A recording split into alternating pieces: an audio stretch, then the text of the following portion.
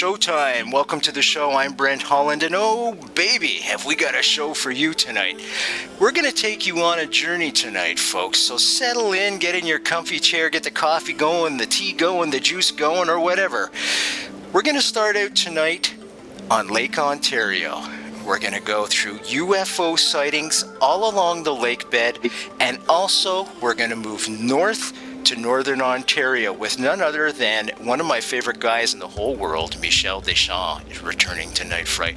Michel Deschamps, folks, for those of you that are new to the show, is the Northern Ontario Mufon director, and Mufon stands for Mutual UFO Network. We're going to get into that some more.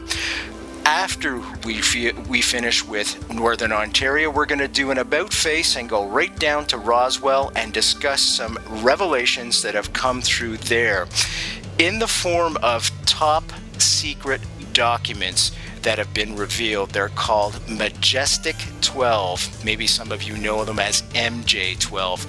Lots to discuss tonight, folks. We're going to get to it right away. Strap in and hang on. Here we go.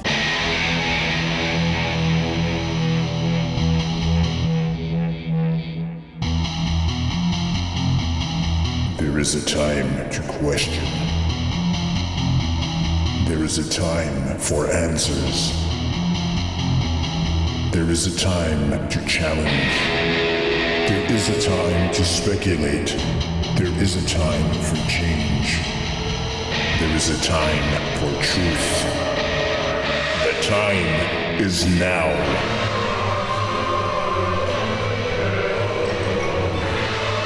Welcome to Night Fright, your voice in the dark for paranormal and conspiracy radio.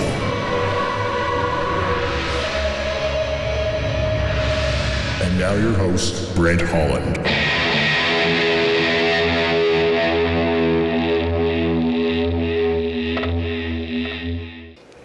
Welcome, one and all. Welcome to Night Fright. I'm your host, Brent Holland. Tonight, folks, UFOs.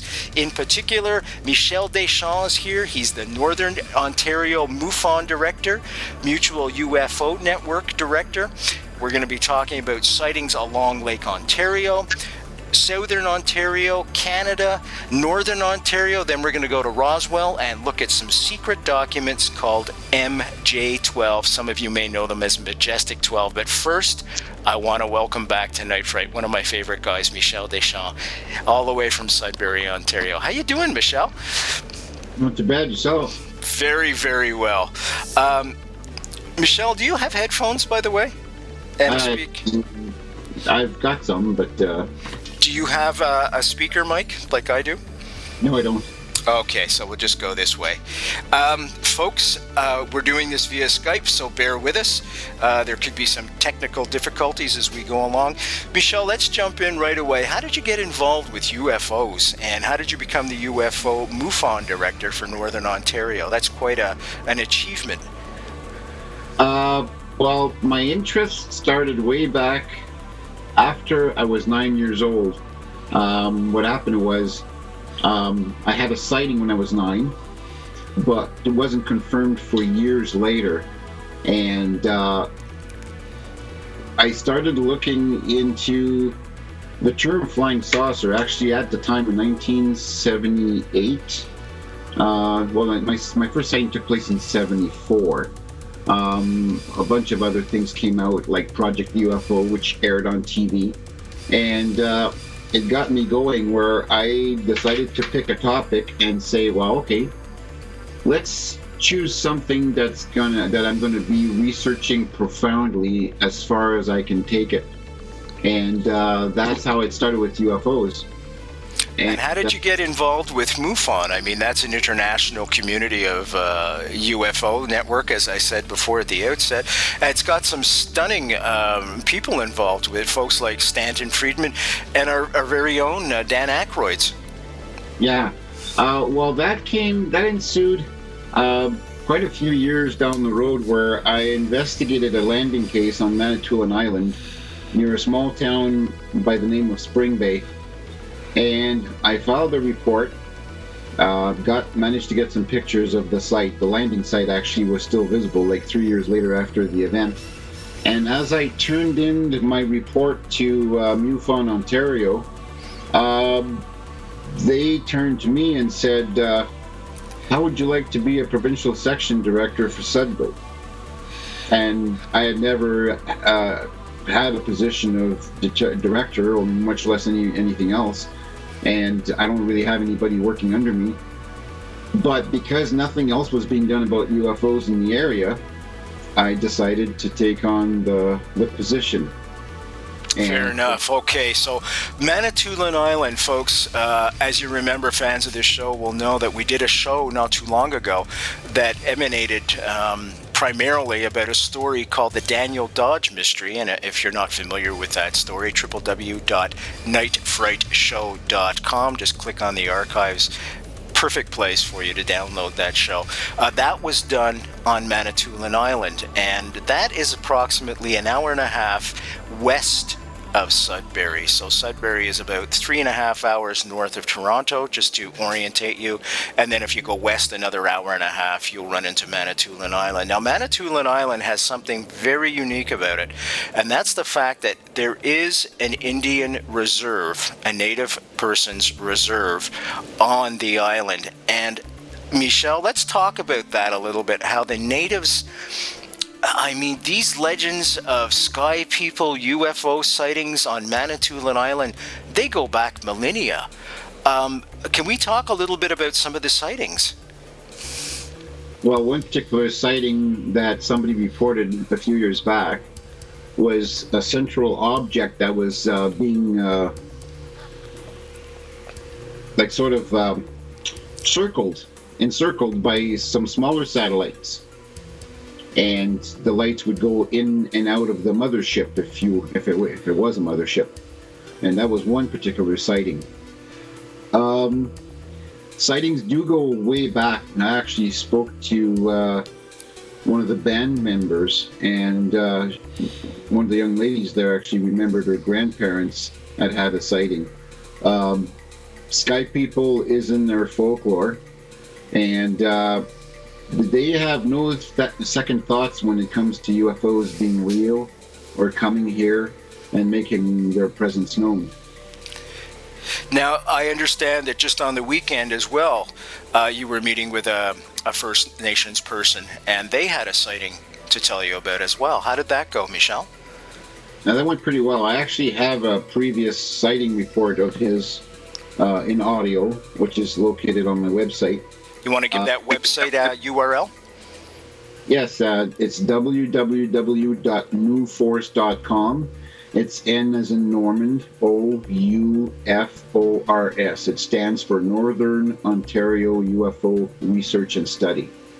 And although that's what it says, my website actually encompasses a lot of sightings that take place elsewhere other than Northern Ontario.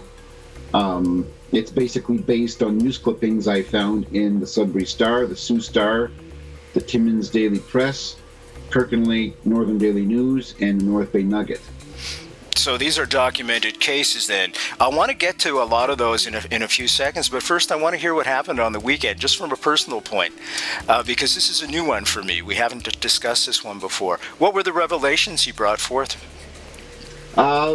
Basically, the message he gave me was that the guy had gone through an awful lot of experiences in his life, personal experiences, and then when the UFO stuff came about, he had to do a complete 180 on some of his books, and basically is open-minded to the fact that there's nothing malevolent, that they're here for a purpose, and that he basically said that love is the answer. There's positive energies and negative energies, and the thing is you have to focus on the positive energies. Michelle, did he have actual contact with an extraterrestrial, or did he just have a sighting? A sighting. Okay. Yeah, a couple of sightings since last Christmas, as a matter of fact. Now, we've known each other for about 3 years now, and in speaking with you on and off the air, because we're friends, Native folks, First Nations folks, folks just right around the world seem to be more in tune, don't they? to things of this nature. And I'm just wondering if there's a reason why that the UFOs, the extraterrestrials, gravitate towards the native folks. Maybe they're just more open than we are. Do you think that's something along those lines? Well, they're more in tune to the earth, that's for sure. If anybody, in my opinion, if any particular people would have been picked to become stewards of the planet, I would have picked the native people, because us white people did a pretty lousy job of being stewards of this planet. The way we pollute it, the way we've destroyed things instead of building things. Native people are more in tune with the earth, more in tune with the energies, and I have a feeling that may be part of the reason why they're, not necessarily they're being visited more often than white people are, but certainly brings about additional questions why they would have more sightings in and around the reservations. Yeah, for me also. I just want to tell folks, Michelle, who we're speaking with, and then I want to ask you about sightings in southern Ontario, in specific Kingston, Cornwall, Toronto, Windsor, all along the south, and then we'll jump back to the north, and then we'll head to Roswell, folks, where we're going to be discussing some new revelations that have come forth in the form of top secret documents that have been released called Majestic 12, MJ12. And these documents are going to rock you to your core. These are secretly released documents that came out of 1954, I believe. And they've just come to the surface in this time period, and we're going to be looking at those. But first of all, I want to tell you who we're speaking with. We're speaking with Michelle Deschamps tonight, folks. Michelle Deschamps, of course, is the Northern Ontario Mufon Director. Mufon stands for Mutual UFO Network. He has researched this for, a better part of 22, 23 years, and I don't want to date him, Michelle, at all. All I'm trying to say is he's had the experience and he has the knowledge. Mufon, folks, Herald's members like Dan Aykroyd, for example, Stanton Friedman, the father of Roswell, Don Ledger. I hope to have Don on very shortly, actually talking about our own Roswell, which was down in Shag Harbor, etc., etc. It is a well-known organization, and we are very well represented in the North by Michelle Deschamps. I am going to stick his coordinates on the www.Night Fright Show website for you to click on and go to his website. Please do. He has a plethora of things there for you to look at, to listen to. All things Canadian-wise. You're going to see shots of landings, which I'm going to show right next to us in the Sudbury area. Just phenomenal. Sudbury has a super tower, as you know, for the mining up there, and the sightings around that, they circle that thing like flies around a light in the summer. Let's go back to Michelle now, folks, and let's pick up where we left off, and that's where I want to go right now, Michelle, is I'm looking over right now across Lake Ontario. I live in Kingston now, as you know. I moved from Sudbury. What are some of the sightings, some of the stories that have taken place along the northern shore of Lake Ontario, southern Ontario specifically? Is there anything in the Kingston area, by the way? Actually, I just looked online earlier, and there was a sighting that was made in Kingston, or over Kingston. I don't know of the exact details to say. Just quickly took a look-see at the report. But Lake Ontario is known for a lot of sightings of orbs. I know that particularly in the Toronto area, there's at least 5. I was told once there was 5 cases of abduction. 5 cases of abduction in Toronto? One particular case, I don't know if it's still ongoing, because this goes back at least 5, well, maybe more than that, 10 years that I've had those reports. Okay. And basically, one particular lady or person was being abducted every second week. Oh my God. So there's a history there. There's a whole history. Like, even at nighttime, I've heard stories of there being extraterrestrial beings that have actually landed in a park at night and walked around the city.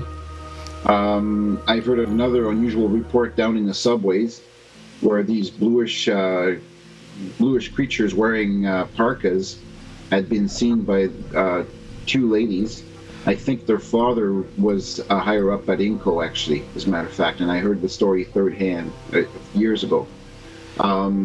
Any idea why they would go to Toronto? Now, I could make a joke here and say the film festival or something like that, but in all honesty, observation, do you think? Well, yeah, unlike Star Trek, which is fictional, the away teams, would normally dress themselves up like the people on the planet that they're visiting. But these creatures here, they don't seem to care whether or not we see them as they are, because they've been seen walking around, leaving footprints, and it's astonishing to hear the reports, and in some cases even unbelievable. Have there ever been reports, Michel, of violence against abductees? Not per se here in Canada. There's been some cases in Brazil where the UFOs themselves seem to be attacking the people that they're approaching using beams of light. But to say in Canada, I don't think I've ever heard of any cases where something would end up in death, let's say, or post-traumatic stress disorder is one of the symptoms that people sometimes suffer if they haven't been prepared to this phenomenon. And that's the whole basis of my website, is to prepare people to this stuff, because if it were to happen to them and they are totally unprepared, well, then you're more likely to either have a heart attack or something, unless you're forewarned of what could happen, But I'm not, like, for myself, I've been accused of being an abductee because I've had so many sightings, but I don't live day by day looking over my shoulder. I've never been that afraid, but no, I can't say that I've heard of any cases where people have gotten hurt. And folks, we're speaking with Michel Deschamps. He's the Northern Ontario Mufon director. We're talking about Canadian UFO sightings, in particular right now, sightings that have taken place along the northern shore of Lake Ontario, all the way from one border to the other.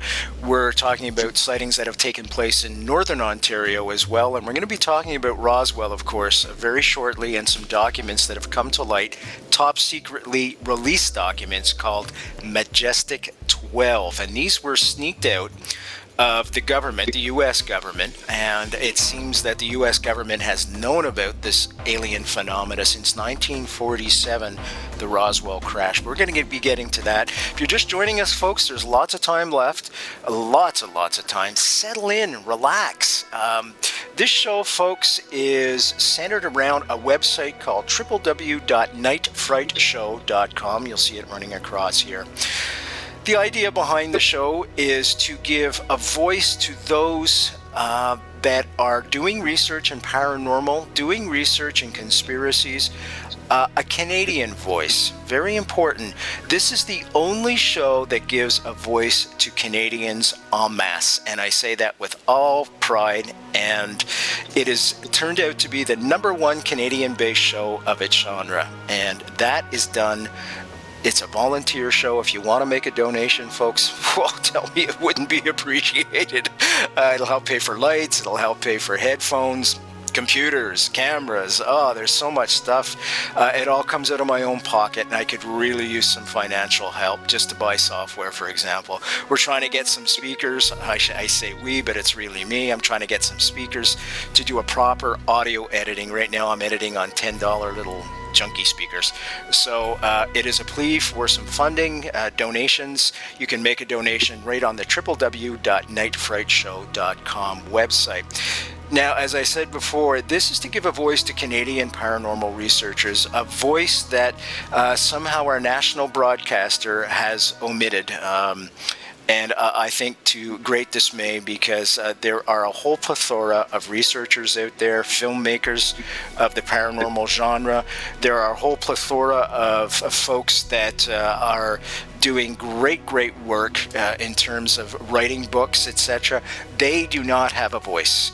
And that's what this show is about, is to give them a voice right across the country. It is also a radio show.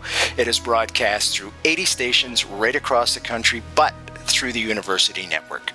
So there you have it. There's a big brief overview of Night Fright and what its purpose is.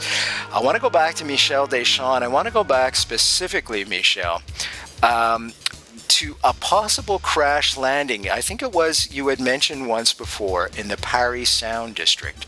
Can you tell us a little bit about that? Very little, actually. It was in the Owen Sound area. Owen Sound. In 1954. The only reference made to any potential UFO crash in Northern Ontario. Landings, many landings. What was the most recent landing, Michel? I would say Manitoulin. Before that, there was a landing behind Hanmer High School, which is where I attended high school. Yeah, Hanmer, actually, north of Sudbury. There was another landing at the corner where now there's homes that are built. That's, again, in Hanmer.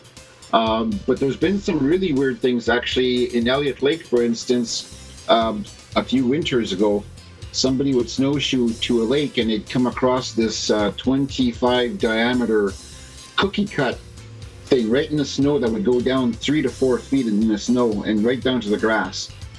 And it's like a hot kettle would just sit down there. And the same thing. I'd heard a similar story about Hanmer area where somebody was snowshoeing and they came across this circle right in the snow, and the walls were all straight. We're talking about a large circle, like somebody had used a large mold, a cookie mold or whatever, to just right down to the grass. And it was just standing there on the edge of the sheer walls of this thing. And it's like, what the hell would cause, a perfect circle in the snow, 4 feet down, right down to the grass? No explanation. Do you think there's a reason why, Michel, they haven't made direct contact with, I do believe that they have made contact with the powers that be. Perhaps, like I said before, we're going to be discussing Majestic 12, the American government. Do you think there's a reason why they haven't made direct contact with the mass public? Do you think there's a reason why they're waiting for something? Maybe they think there's no intelligence down here. Maybe they're right. Because, as it was told to me more recently, I was listening to a segment off of a UFO Congress conference, and somebody said, if there's any skeptics, if they are not open to the idea of UFOs being real at this point, you might as well just go home, because the evidence is overwhelming that we're being visited.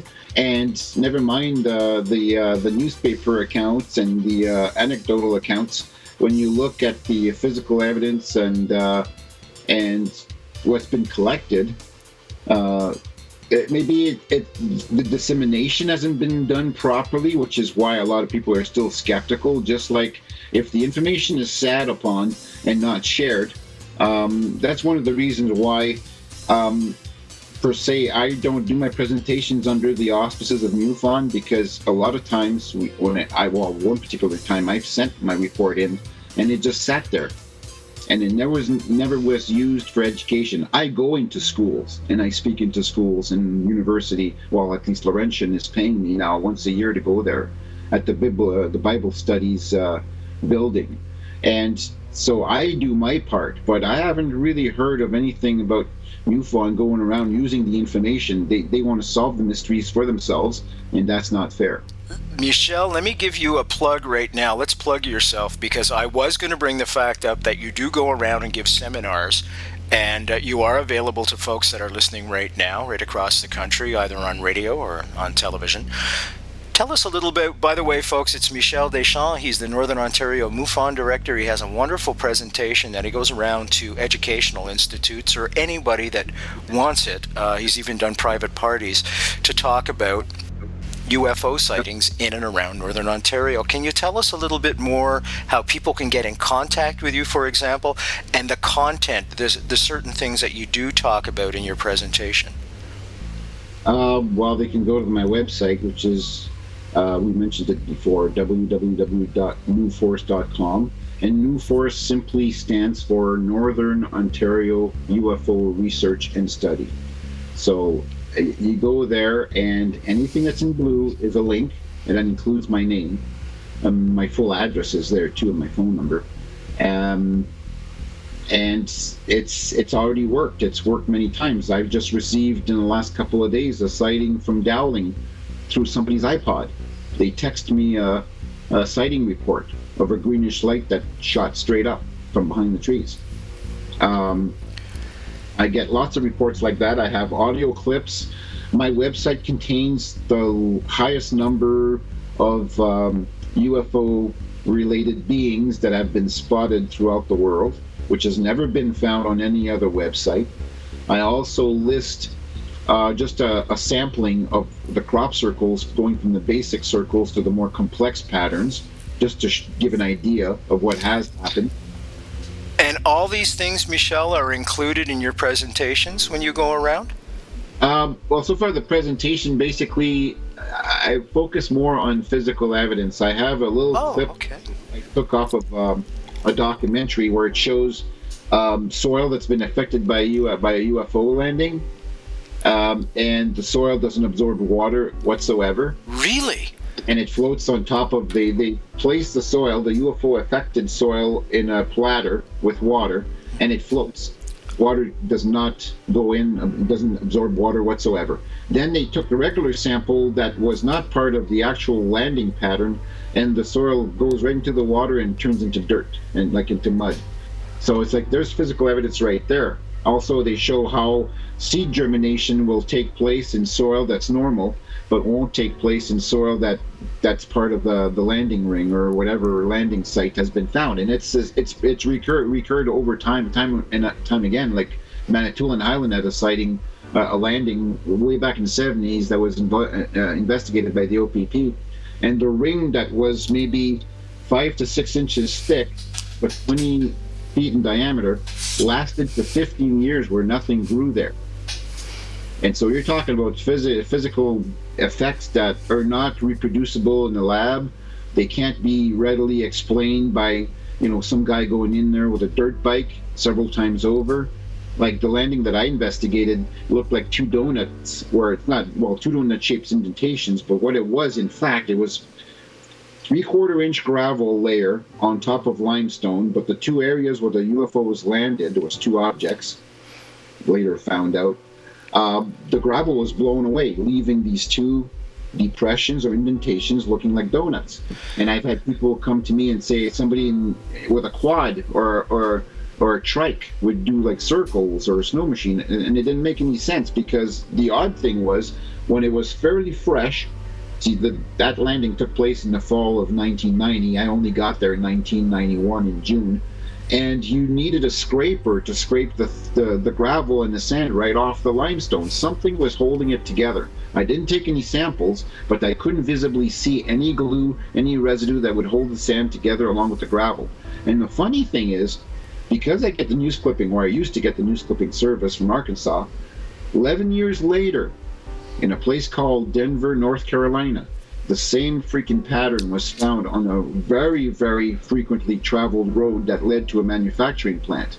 And so I used that part of my presentation to show that the similarities with landing patterns, landing sites, landing gear marks are so close and so common that it gets boring after a while. It's the same thing as having several UFO sightings. After a while, you get tired of it. I've had 27 sightings. I haven't looked at the sky since, because why? Because I'm already convinced they're there, and I'm leaving it up to the skeptics to have their own sightings.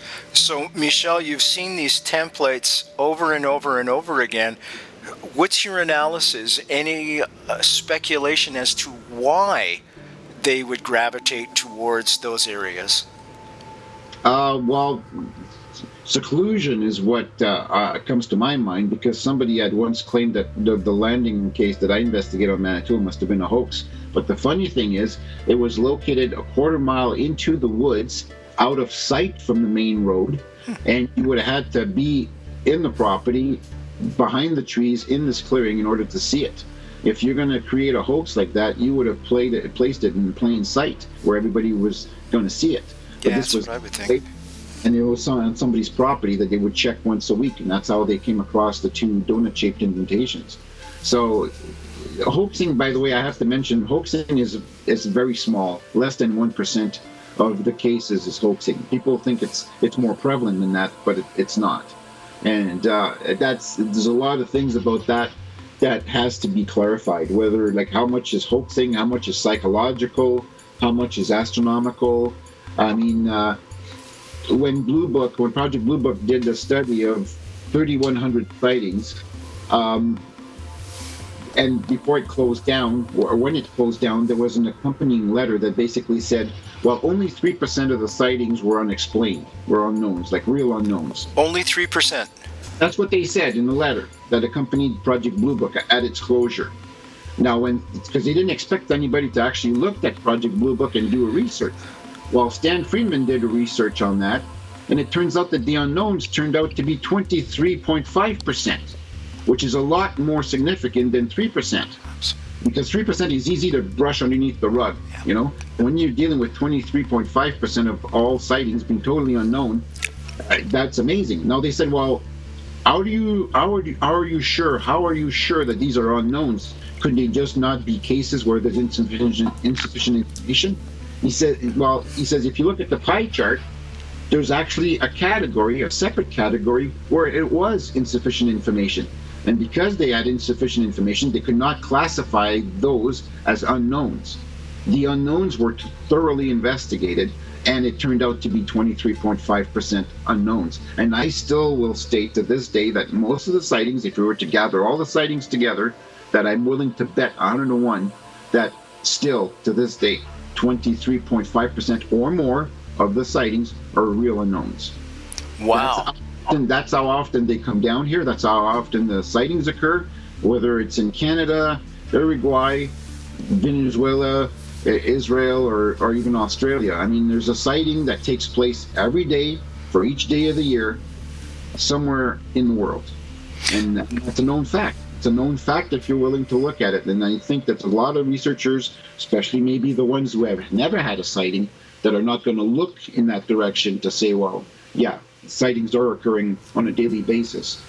So. You know, Michel, that's a perfect segue, by the way, by mentioning Stan Friedman. By the way, folks, we're speaking with Michel Deschamps tonight. Just joining us, plenty of time left. Settle in, get comfy, get the coffee going, get the tea going, get a cup of juice going, or whatever your pleasure. Just settle in, relax, put your feet up in your most comfy chair. This is a show called Night Fright, folks. I'm your host, Brent Holland. Our guest tonight, Michel Deschamps. He's the Northern Ontario Mufon director. Mufon stands for Mutual UFO Network, and it boasts such folks like Stanton Friedman, who we mentioned before, who's a Canadian and the father of Roswell, and folks like Dan Aykroyd, for example, is a member of MUFON. This show, folks, is a Canadian show. It gives voice to Canadians that are marginalized right across our country. And I'm very proud of the fact that this is the #1 Canadian-based show of its genre. The folks that come on this show generally will not get an audience on any other network, on any other show in Canada than Night Fright, and I'm very, very proud of that fact, because there are a lot of authors, great authors out there, writing paranormal books, for example, ghost story books, etc., from right across the country. There's filmmakers that don't get a voice because they've made a paranormal film. There's researchers like Michel Deschamps that won't get a voice on any mainstream television, especially our national broadcaster. And I'm very proud of the fact that that's what this show's doing. It's giving voice to the voiceless, as they say. www.nightfrightshow.com. The most important thing there, folks, are the shows, the archives, and they're all free. Free as long as I can maintain the website out of my own pocket. If you want to make a donation, I would very much appreciate it, because there's the cost of the website, editing software, which is... speakers, like I said before, we need speakers desperately. Cameras, lights, there's so much paraphernalia involved now with this show, more than just radio. To say nothing of the time. If you want to make a donation, www.nightfrightshow.com. I want to go back to Michel. Michel, you made a wonderful segue by mentioning Stan Friedman. Now, Stanton Friedman, folks, is a Canadian. He lives in the Maritimes, specifically New Brunswick. They even have a Stanton Friedman Day where he lives. He's the father of Roswell. He brought it all to light. He's been researching it for, gee whiz, must be 40, 50 years at this point. He's a physicist. His credentials are impeccable. He's a nuclear physicist, as a matter of fact. Now, the reason why I bring this up is because we're going to go to Roswell right now, and Michelle had just mentioned some papers called Project Blue Book, which was a research project set forth by the United States. Once again, I'm going to talk about the government of the United States and something called MJ12, which is Majestic 12. These are top secret documents that were leaked to Stanton Friedman and others, discussing the fact that the American government knew about the 1947 Roswell crash. We're going to get Michelle to discuss the history of these and its content right now. Michelle, can we go to MJ12? This stuff is electrifying. Absolutely electrifying. I'm getting goosebumps as we talk about it because this is disclosure. Yeah. Well, MJ12 was originally put together by President Harry Truman, and it consisted of 6 military people and 6 civilians. So 2 Army, 2 Navy, and 2 Air Force, and then 6 civilians, which included, oddly enough, an astronomer by the name of Donald H. Menzel. And as Stan says, when he did the research on this, he was astonished that he was surprised, first of all, that Donald H. Menzel was involved because he was a skeptic. That's right. But good cover, isn't it? Pretending you're it's a good cover, pretending you're a skeptic, and then you're not. We also had learned Donald H. Menzel, being an astronomer, for some reason, he had also learned Japanese, which is a symbolic language, and basically used his talents to try to decipher some of the alien writing. And a lot of people don't know about that because Donald H. Menzel, to a lot of people, he's regarded as being one of the top astronomers of all time. I think he died in 1986. And what people don't know is that he led a double life. He had the longest association with JFK and some other things too. I'm not the expert on this, but Stan Friedman's publication, the last final report on Majestic 12, lists everything that he was able to find out about Donald H. Menzel.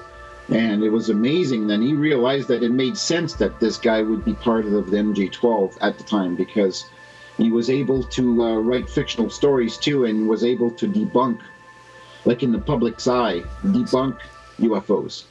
And so it was necessary for him to be part of that group. But the astronomer could also do the research secretly behind curtains. What does the report contain that is so explosive that the government is trying to deny that it is a false document? The government's trying to deny even its very existence. What's so explosive in that report, Michelle? Well, in that report, it talks about the kinds of craft that were seen or found, and the occupants, and the fact that the occupants are pretty close in similarities to us, like one head, 2 arms, 2 legs, and a body. A lot of scientists, especially scientists dealing with biology, assume automatically that somehow creatures evolving on another planet must take on a very exotic shape and not look anything like us. But I think it's a universal joke on us that somehow the humanoid form is perhaps the highest standing or the best choice for an intelligent creature. Because the way I see it, if you were a creature that was like, let's say like a slug, and you're crawling across the ground and you're behind a rock, some predator comes along, can pounce on you because you can't see them coming. But then if you're an upright creature and all your sensory organs are all at the highest point, you can see from far away, you've got legs to run, you've got arms to help you climb trees. If you see a predator, you can run and you can climb and get away. And that's survival right there. that determines whether or not you can survive a predator attack, or if you were like some slug crawling around the ground or whatever, easily being picked off by whatever predator is there. So I think the humanoid form is more prevalent throughout the galaxy than people would tend to give it credence to. And I think it's maybe a universal joke, but at the same time, when you look at it seriously, you start to think it makes sense that there would be more humanoid forms out there in one way, shape, or form. You know, that there's a lot of similarities, a lot of differences. Like some of them may not have fingerprints, some of them may have slanted eyes, like Asians. Or like Asians, or they have vertical slits like a cat's eye too. That's been reported.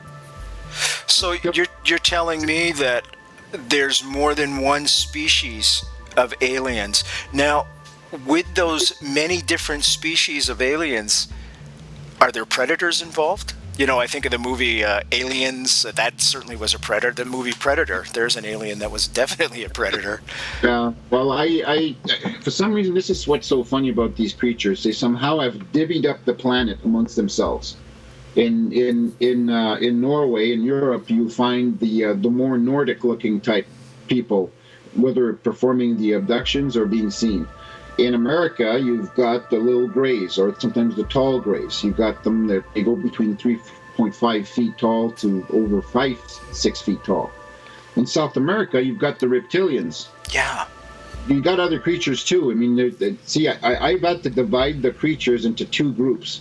The ones where there were only a one-time sighting, where a ship has landed. See, of all the cases of landings of UFOs, 23% of those cases involve small occupants next to the ship, sometimes leaving footprints. So I've categorized all the 85, actually it's 85 or 86, because it actually contains the only photograph taken ever of a humanoid being, and that was by a police officer down in Alabama in 1973. Then the abduction performing aliens are set on a separate page because they're more recurring. Those cases of abductions are more recurring. The sightings of the other beings, if you look at all the 85, 86 sketches that I have, these were creatures, most of the time, were only seen once and never seen again. But yet, you look at some of the sketches and there's some similarities between some of them. But the abduction performing aliens, the typical greys, the praying mantis type, they are seen more often because they come back repeatedly for some reason. You know, it's much more than just medical, but I think maybe they're keeping tabs on us. Maybe they had some part in our creation and they're just keeping an eye to see what we're going to do next. It's like I've always said, as soon as the first atomic bombs went off, we started having a whole slew of sightings, and I think it's the aliens basically saying, oh, look, the kids have found the matches. Let's go check to see what they're doing. Yeah, I think that's a very good analogy, and one I would like to show up as well. Right here on Earth, you know, we just had the giant tsunami in Japan, and God bless them all. There was some radioactivity leaked from those 4 nuclear plants. Well, that radioactivity, folks, is being registered in the western part of the United States. So whatever affects our world, for example, and I'm going to do this on a micro level first and then a macro level, it will actually go forward and affect whatever we do on this planet will affect the giant universe, and that's something I want to get across. So that's probably what attracted them. I think Michelle hit the nail on the head. The kids have found the matches because we certainly don't have the aptitude to deal with nuclear weapons. I mean, we're still shooting each other, and it's absolutely absurd. I mean, people are dying in Afghanistan because they want to send little girls to school. Yeah. Let's go now. Now we're on the subject of MJ12 right now, folks, with Michel Deschamps. He is the Northern Ontario Mufon director. If you're just joining us, we have been discussing various sightings along Northern Ontario and along Lake Ontario, the southern part of Ontario. You can get this show along with any other show that we've done so far at www.nightfrightshow.com. Just click on the archives. All the shows are there for you to download for free. Also there, just click on our guest picture tonight. That'll take you right to his website, and there's a plethora of things Michel has researched right there in Northern Ontario and Southern Ontario. These are real Canadian sightings, folks. A real Canadian show tonight. Michel, let's go back to MJ12. Now, these are documents, folks, that were presented to Harry Truman. What else is it in these sets of documents? These are top secret documents that have been released, and it just makes me wonder how many other presidents are aware of what's going on in these documents. And something that was alarming to me that we've discussed before, the President of the United States doesn't have the highest top secret clearance. That's alarming. But pertaining to that document you just held up there, the original MJ12 documents were about 8 pages long, and it included a memo. It included one memo, but it didn't have any of the attachments that is mentioned. Now, those documents that you held up there, that's actually, I actually reproduced that from a small booklet that I purchased, and the SOM, the Special Operations Manual, was actually the manual that all members of MJ12 or people investigating crash retrievals actually had to have with them, because it listed everything that they needed to know to dispose of the bodies, to dispose of the UFO parts, and what to do with them and where to ship them. And if you look on page 10, actually some of the parts, I think it's page 10 or page 17, some of the parts were actually shipped to Area 51, Area S4. And that's where Bob Lazar worked. Let's go there, Bob Lazar. Because Bob Lazar has been shot down by a few people, and unfortunately includes Stan Friedman. But I just recently saw a segment off the International UFO Congress where somebody else, Dr. Birch, actually worked there and pretty well confirms everything that Bob Lazar had said about there being 9 objects stored in hangars, and one of the objects is the Roswell craft, which was under a tarp. The one was the sports model, as they call it, which was the one that Bob Lazar talked about. And then there's some other vehicles there that were recovered at different crash sites, like including Kingman, Arizona in 1955, 54, something like that, 53, I think it was.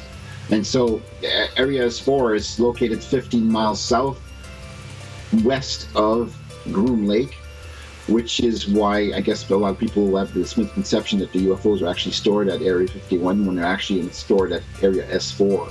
And this place has 5 levels that go below ground, and they explained all this in this segment that I just watched. So it confirms to me, I believe Bob Lazar. He's never changed his story, just like Travis Walton never changed his story about his abduction case. Never wavered, never lied about anything else. So it's like, yeah.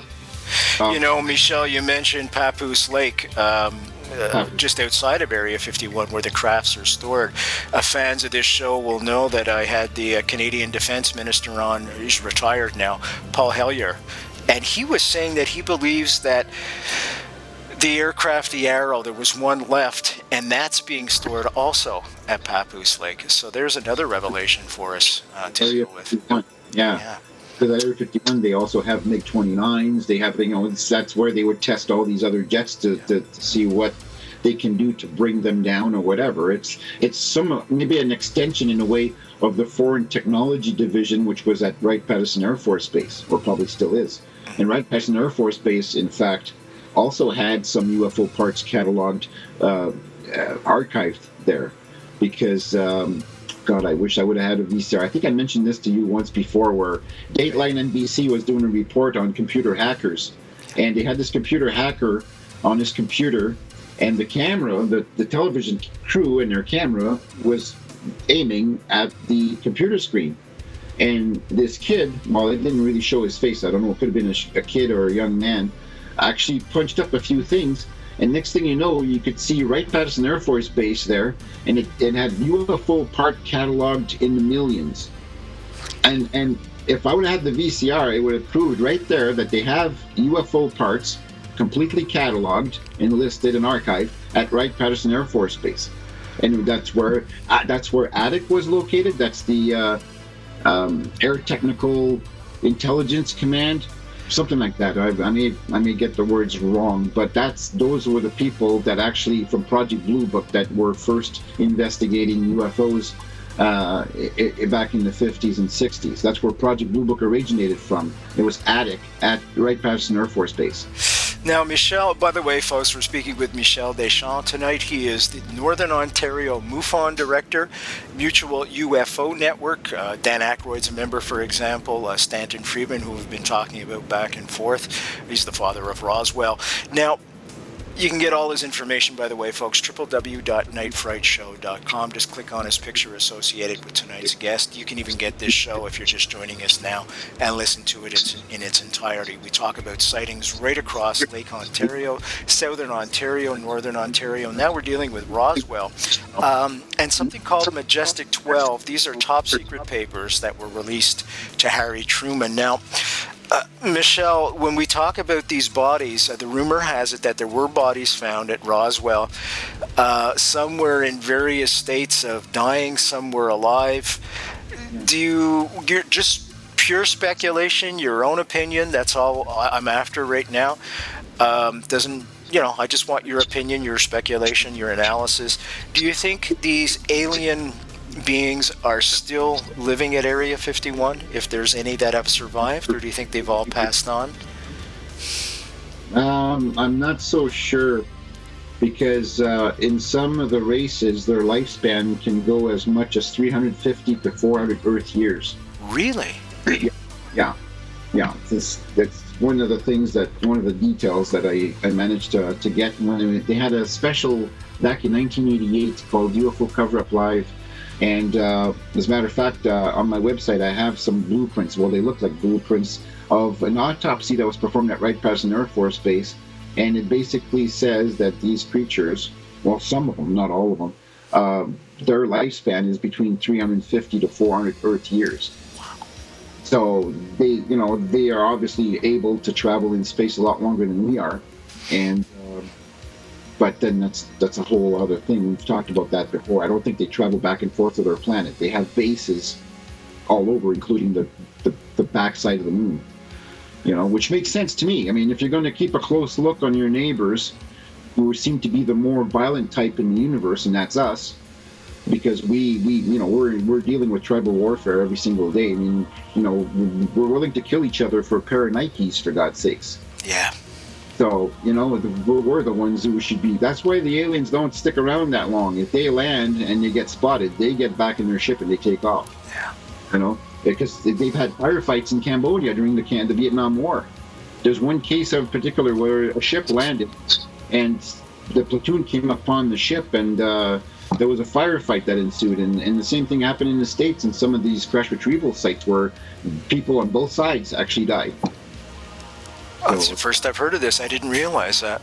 Well, Leonard Stringfield's status reports, he passed away of colon cancer in 1994, but he was the leading authority on all these crash retrievals. And I have all his manuals, all his reports. And there were firefights in the States. I think it was in Ohio, 1973. 11 military personnel died, and some of the aliens died. There was like a firefight that ensued. And it's just the military, they're that hard up to get like the technical hardware, and they'll do anything to get it. And the aliens are just simply trying to defend themselves in whatever means they can use. Michel, do you think the Canadian government is aware of what's going on, or would they even be included in those discussions with the aliens? I don't think we're as aware as we should be. The States are, for some reason, the States are in the forefront of all this. In 1954, Eisenhower even went to Edwards Air Force Base. The story was that he had a dental appointment, but the fact of the matter was that he actually met up with some creatures there that actually had landed there. But there was also, in 1964, there was also a landing at Allman Air Force Base in New Mexico, and there was also contact made there with high officials. So our Canadians, I don't even know if we had any landings of that type that took place where military officials of the highest rank would actually show up and have communications with these creatures. Michel, it's kind of an off-the-wall question, but we've just finished up just recently with the final shuttle launch and landing. Has there been any sightings that have taken place from the International Space Station that you're aware of, or perhaps even the shuttle? Oh, yeah. Oh, there is? Oh, I've actually videotaped. I was videotaping what was that? Not the STS-48. That I've got a little clip of the STS-48, as a matter of fact, on my website, and that's cool. That's where the UFO takes off and does a 145-degree right angle turn and disappears in space. But there's one clip. I actually was videotaping at the time that they went up to fix the optical lens on the Hubble Space Telescope, and during the repairs, there was a UFO that flies right behind, like way in the distance, but behind the astronauts as they're working on replacing the lens. And what astonished me is that nobody made a commentary. Even the person looking from ground control, looking at the guys repairing the Hubble, didn't even notice the object that went from one end of the screen to the other end of the screen. And I says, shit, they're there all the time. And then there's other footage too where the tethered telescope or tethered satellite they had, where the tether actually broke, and then all of a sudden there's this swarm of objects, and the camera is not looking at particles that are flying in front of the camera, because they'd be practically invisible because they're so close to the lens. The lens was set at infinity, so that means it's shooting something way out there, and even then they're not even close enough to say how big these objects were. But these were UFOs that were almost like swarming around that satellite. And so they've got the footage, they've got the evidence, and just like the gun camera films of the 50s, 60s, and 70s, where jets were chasing UFOs, and I'm sure they got really good footage, but that footage has never been released. There's archival stuff there just waiting to be exposed, I suspect. Michel, we're going to have to start to wrap up, but I want to ask you, somebody's driving along the 401, they're driving along the Trans-Canada, they spot something out of the normal, let's just call it that, in the sky. Can they contact you? Well, they can contact me, but they can contact me after they've taken lengthy bit of time. See, like I told you before, I created a page. It tells you how to identify or distinguish a UFO from a man-made object in 30 minutes or less. But it may take more than 30 minutes to accurately describe, or at least make sure down to your own self, that what you're looking at is something unknown and not a plane that's simply flying by. If you're looking at an object for 2 seconds and you're assuming it's a UFO, that's wrong. You have to be there. If you're able to pull off the road and then look at it for half an hour, 2 hours, that's how long UFOs sometimes will stick around. Then you can make a more accurate observation and say, okay, this is not a 2-second sighting, of a plane or a shooting star. This is something weird because it's hovering there, or it's doing loop-to-loops, zigzagging, or taking off back into space. Then they can call me after that, because... Folks, I'll put his contact information on the www.nightfrightshow.com website. One of the sad things about speaking with Michel is we never have enough time. We have to end it, and I'm looking at the clock now as it's ticking down. Which only leads to one thing, Michel. You're going to have to come back. You're a regular. You were the first guest on this show. You were the last guest on the show when I left Sudbury, and now you're back again when we're broadcasting right now out of Kingston, and I thank you so much for your time. www.nightfrightshow.com, folks. We've been speaking with Michel Deschamps, none better.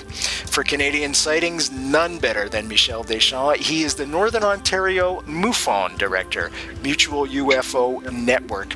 Easy way to get his coordinates, folks, www.nightfrightshow.com. If you have a sighting, just click on his website, and as he said, there's how to identify a UFO in 30 minutes or less. It's phenomenal. His website is phenomenal. It's full of pictures of Canadian sightings, articles, etc., etc. He knows his stuff inside out. I'm Brent Holland from Night Fright. Thank you all for joining us. See you next time.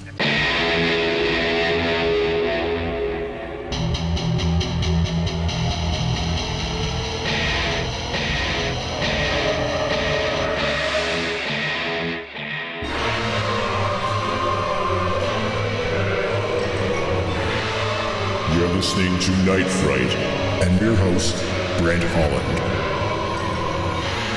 The time is now. Your voice in the dark for paranormal and conspiracy radio.